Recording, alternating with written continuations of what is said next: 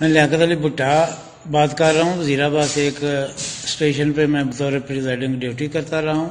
ادھر سارا دن کچھ شر پسند لوگ مجھے تنگ کرتے رہے ہیں ہیلپ کے لیے، لیکن اس وقت کوئی ایسی صورتحال نہیں کی۔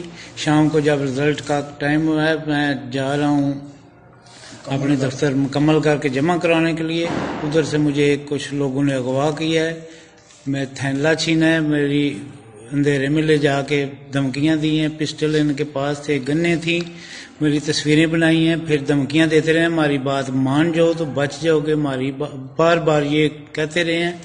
پھر میں نے کوئی بات نہیں، میں نے صرف یہ کہا کہ یہ میری ذمہ داری ہے، میں خود جمع کراؤں گا یا خود کروں گا، آپ اس میں مداخلت نہ کریں، لیکن کہتے رہے ہیں کہ گولی مار دو، نہیں مانتا تو گولی مار دو۔ کبھی ایسا ہوا ہے میں نے کوئی پریزائڈنگ ایسا نہیں کرتا، میں نے ان کی بات نہیں مانی تو یہ سب کچھ ہوا ہے۔ پھر سڑکوں پہ گھمایا ہے، مجھے دوڑایا ہے، ایسی صورتحال میں مجھے جان کی دھمکیاں دی ہیں۔ پھر اس ٹولے میں سے کوئی بندہ تھیلا چھین کے لے کے گیا ہے، وہ ویڈیو ساتھ اٹیچ کرتا ہوں، وہ نظر آ رہا ہے واضح طور پہ کہ بندہ ساتھ اس کے 2-3 بندے ہیں، وہ تھیلا لے کے جا رہے ہیں۔ تو میں اس دن کا دعائی دے رہا ہوں کہ کسی ادارے نے میری بات نہیں سنی۔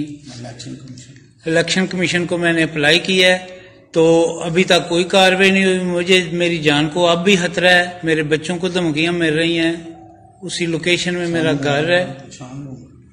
تو میں ان لوگوں میں سے کچھ کو پہچانتا بھی ہوں کہ یہ کون لوگ ہیں، وقت آنے پر وہ ضرورت پڑی تو وہ بھی میں بتا دوں گا۔ میری اپیل ہے وزیر اعلیٰ پنجاب سے اور پاکستان کے وزیر اعظم سے کہ وہ میری اس درخواست پہ غور کریں، میری مدد کریں، میری جان کو جو تھریٹ ہے اس کا کوئی ازالہ کیا جائے۔